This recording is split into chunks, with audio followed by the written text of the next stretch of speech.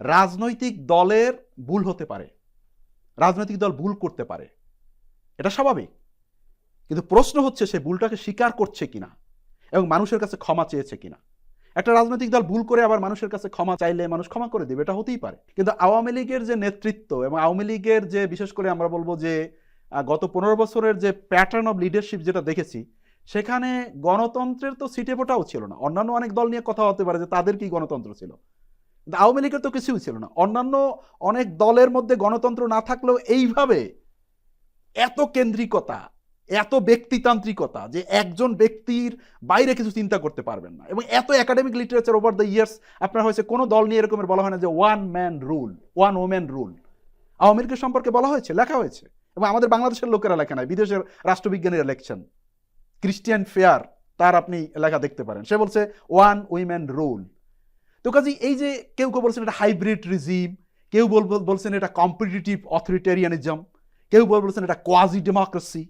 তো এই রকমের যে অভিধা, এটা কিন্তু আগে কখনো আমরা দেখিনি।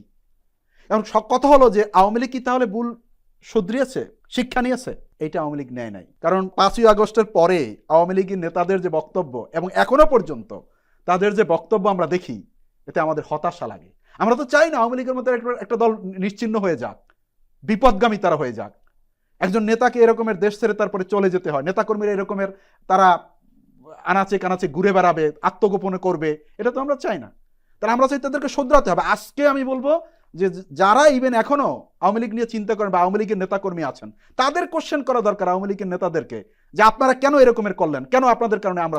তারা একই ধরনের মানসিকতা পোষণ করে, তারা কিন্তু প্রশ্ন করছে না। এটাই তো হতাশার জায়গা, তারা তো প্রশ্ন করছে না, এবং তারা এটাকে তারা এখনো স্বীকার করছে না যে এই যে লক্ষ লক্ষ মানুষ রাস্তায় নেমে আসছে, এই যে রক্ত দিয়েছে মানুষগুলো এটা মারা গিয়েছে, তারা আনতেই চায় না, এটা আনতেই চায় না। এটাকে তারা মনে করে ষড়যন্ত্র, অথবা তাদের সরকার খুব ঠিকই ছিল। এটা তো হবে না ভাই, এটা স্বীকার করতে হবে।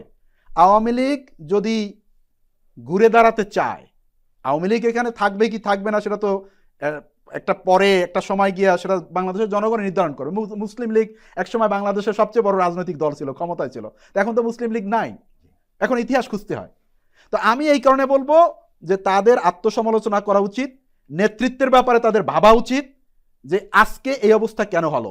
এবং আপনি যে একটা বলছিলেন আপনার বক্তব্য কথার শুরুতেই যে এটা কি তাহলে সোভিয়েত ইউনিয়ন অথবা কমিউনিস্ট পার্টির মতো চাইনিজ, আমি বলবো যে ইভেন চাইনিজ কমিউনিস্ট পার্টির মতো না, সেটার থেকেও খারাপ অবস্থা। তার কারণ কি, চাইনিজ কমিউনিস্ট পার্টিতে কিন্তু যিনি নেতা তিনি যা খুশি তা করতে পারেন না এবং তার সমালোচনা হয়, এবং কমিউনিস্ট পার্টির মধ্যে এক ধরনের ডেমোক্রেসি আছে, তার অ্যাকাউন্টেবিলিটি আছে, কৈফিয়ত দিতে হয়, সেখানে এরকমের করাপশন করা যায় না।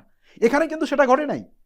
এখানে এটা তো more dangerous than even Chinese Communist Party, এটা more authoritarian than Chinese Communist Party. Awami League যে একটা দল, তারা যে তাদের যে দলীয় যে ব্যবস্থাটা এবং যে রাষ্ট্র ব্যবস্থা তৈরি করেছিল, আনফরচুনেটলি সেখানে এরকমের কোনো যে দলের নেতা বা দলের কোনো সমালোচনা এটা কেউ করতে পারতো না।